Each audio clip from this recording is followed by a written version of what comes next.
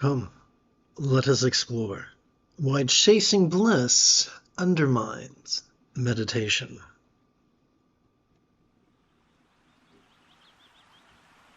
Together, let us relaxingly recite, beginning first with the opaque root text and then the commentary.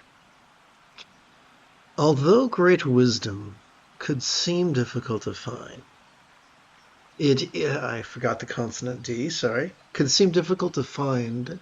It is realized through method and wisdom. So I'm going to underline method and highlight wisdom. Let's continue. Though it could be said to depend on something else, complete bliss originates from oneself. Beware the elitists of Yang's religious or irreligious patriarchy, for they lie. The true believers lie to themselves. The cynical lie to everyone else, spinning myths of difficulty and effort, physical, emotional, as well as mental.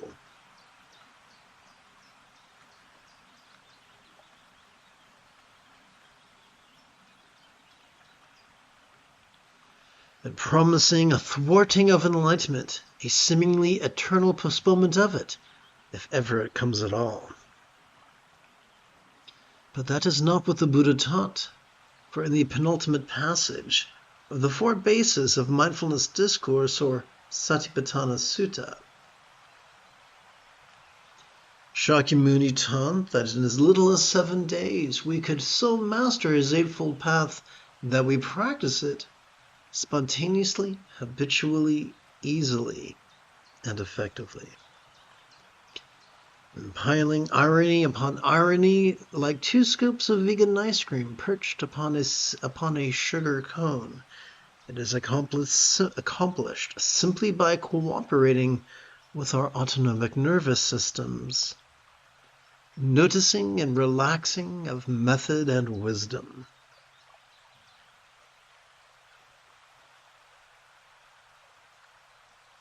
The 7th and 8th folds, respectively, the remaining 6 folds of impermanence's right view, mental's right kindness, interpersonal's right kindness, physical's right kindness, and the circumstantial's right kindness, as well as the effortlessness of centered spontaneity's right effort, are mastered. Although great wisdom could seem difficult to find, it is realized through method and wisdom.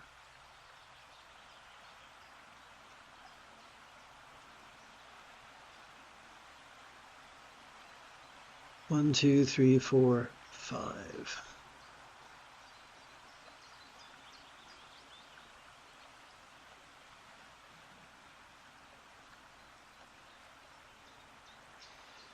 Not content to merely address our noblest of spiritual aspirations, the unctuous whispers of patriarchy's elitism also seeks to entice our earthier of drives.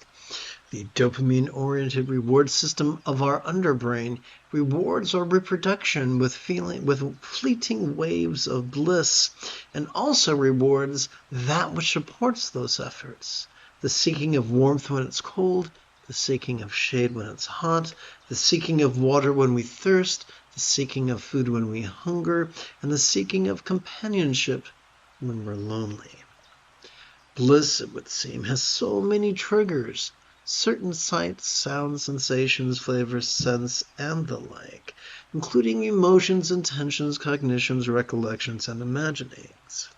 And yet, Yang's elitist patriarchy often successfully convinces us that only a teacher or a ritual or a lover or a drug will do the trick. However, it is our body of flesh, blood, and bone that is wired to lavish us with the fleeting waves of bliss that reward competition, as well as our oxytocin's long-term sensations of fulfillment in reward of cooperation. Despite the beguiling of our conditioning, by simply allowing our choices, utterances, and deeds to be led by love's centered spontaneity, driven by the awareness and relaxation of mindfulness and meditation. There is no dearth of delights, though it could be said to depend on something else.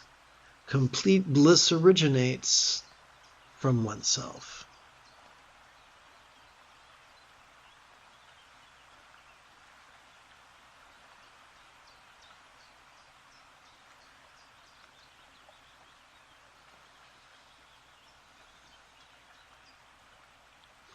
The late Karma Jigme Rinpoche of Tibet told the tale of a man setting off on a long journey, and of course that's an unusual way of spelling off. Do you not agree?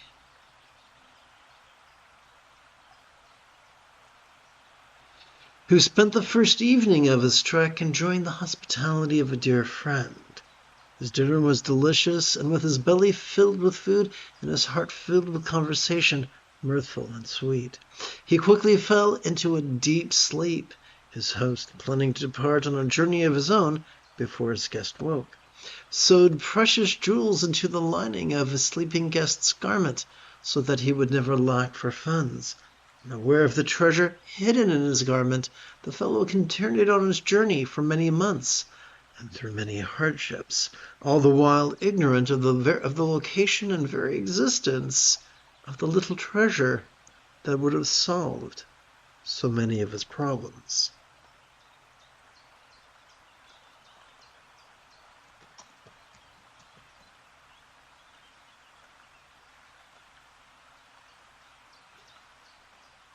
And are we not very much like him? Stumbling from hardship to hardship, made all the worse by our survival instincts run amok. Drives to fuck, to feed, to fight, to flee from, to faint before, and to fawn over. Hardships that could be blamed. Let's try this again. Hardships that could be balmed with the bliss, or transcended with the liberation made possible by the sympathetic nervous system, parasympathetic nervous system, and anterior cingulate gyrus. That is our birthright, the Buddha nature of lore. Although great wisdom can seem difficult to find, it is realized through method and wisdom. Though it could be said to depend on something else, complete bliss originates from oneself.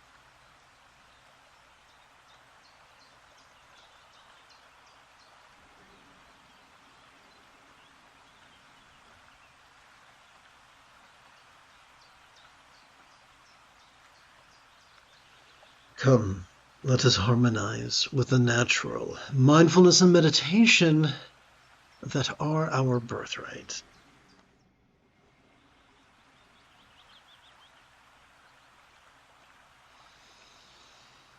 Having completed our opening lesson, it's time for us to now shift gears. It is Luke Skywalker Friday evening. Come, let us meditate like a Jedi after approximately 30 seconds of housekeeping. This is the Dzogchen Sende Lama Jigme Gyatso of the Buddha Joy Meditation School. For more than 30 years, I've harnessed my autistic special interests as well as my ADHD hyperfocus to spend about 8 hours a day, almost every day, studying, practicing, mastering, and reverse engineering the teachings and techniques of each school of meditation so that I can become your personal, nerdy, neurodivergent guide to nirvana. Welcome, my friends, to Meditate Like a Jedi, which is made possible due to the generosity of viewers just like you. For the remainder of this evening's live stream, let's play with the latest iteration of very easy meditation practice text, or sadhana, if you're nasty.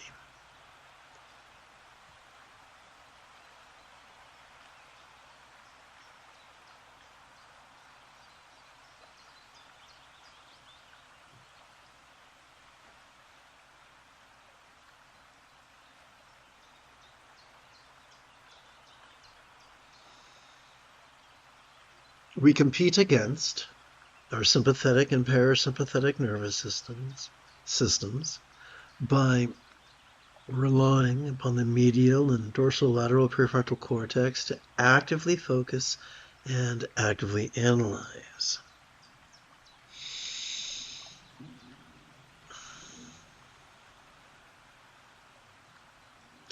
The price we pay for exhausting our prefrontal cortex is involuntarily presenting with many symptoms of depression, as well as triggering our amygdala, the seat of anxiety and aggression, which really sucks. Then how do we cooperate? Well, I should say, what happens when we cooperate with our sympathetic and parasympathetic nervous systems? Simply this. Every time we inhale, let me just jump back for a second. That's out of sequence. Let's play with it anyway. Every time we inhale, we are wired. I guess I should do it differently. Let's do it this way. The good news is that neither the prefrontal cortex nor the amygdala constitute the entirety of our central nervous system. Case in point, every time we inhale, we are wired to automatically access the sympathetic nervous system ensconced within the middle third of our spinal cord. This bad boy has evolved to help us to notice vulnerably, passively, viscerally, randomly, and fleetingly, which is the opposite of concentration. Every time we exhale, we are wired to automatically access the parasympathetic nervous system, divided between the lower third and the upper third of that same spinal cord. This parasympathetic nervous system has evolved to support both physical relaxation as well as mental release to such a degree that which we noticed during our previous inhalation could fleetingly feel less stressful, less permanent, and less defining. By cooperating with our sympathetic and parasympathetic nervous systems, the amygdala is calmed and the anterior cingulate gyrus is stimulated, which functions as the hub of our mirror neurons, the seat of empathy, the root of both compassion and love.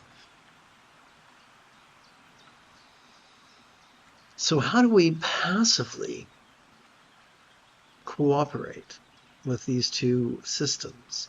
Simple. We silently and mentally recite the demonstrative pronoun this during each inhalation, and we silently and mentally recite the monosyllabic verb ease during each exhalation. Together, let us practice right now.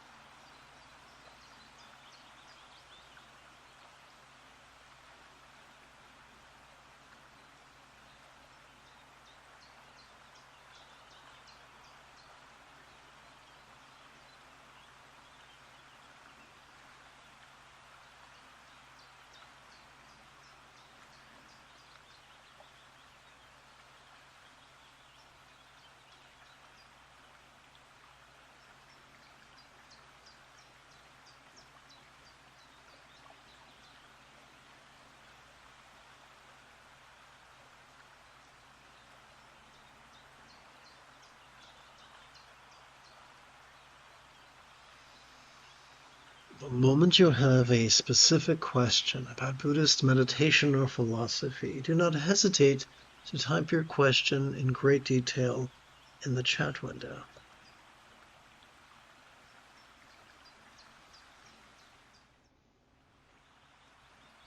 Let's explore the iconography of 20jun25, 20jun25, yum yum.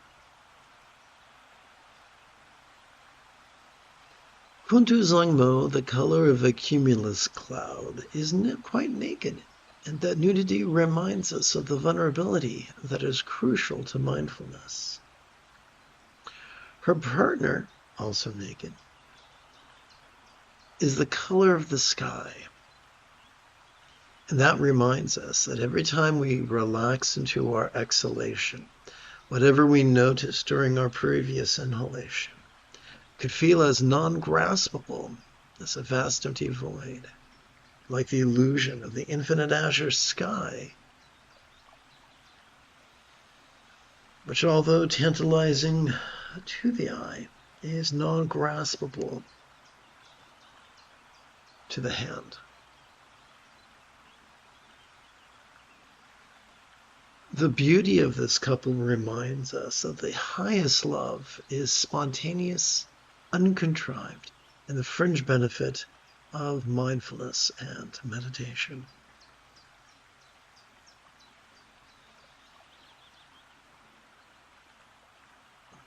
The stability with which he sits reminds us of centeredness. The abandon with which she sports reminds us of spontaneity. This is the centered spontaneity that can cause our choices and utterances and deeds to flow.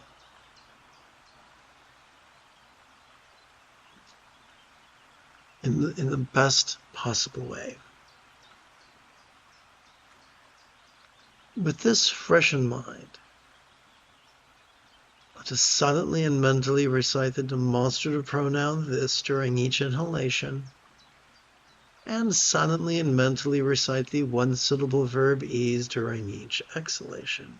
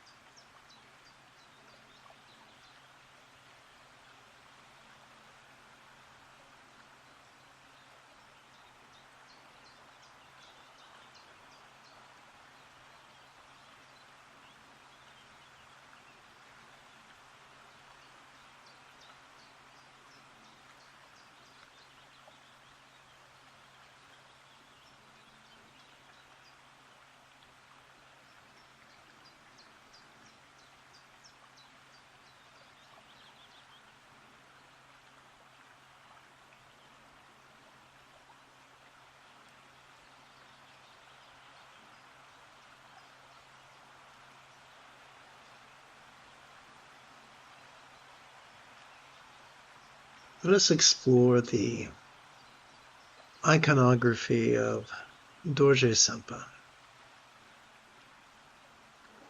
In his right hand he holds an emblem described as a diamond, or a vajra, or a dorje.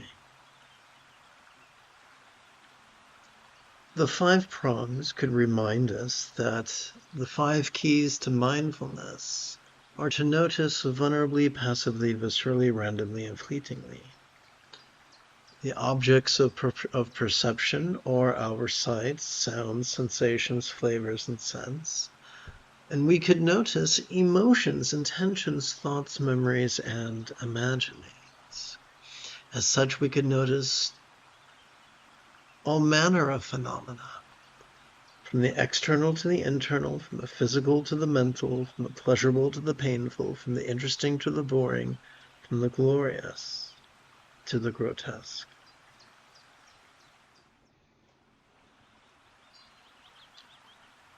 In his left hand, he holds a bell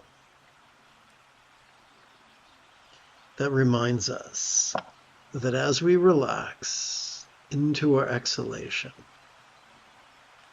whatever we noticed during our previous inhalation could feel as resounding yet non-graspable as the tone of a bell. Resounding, yet fading into impermanence.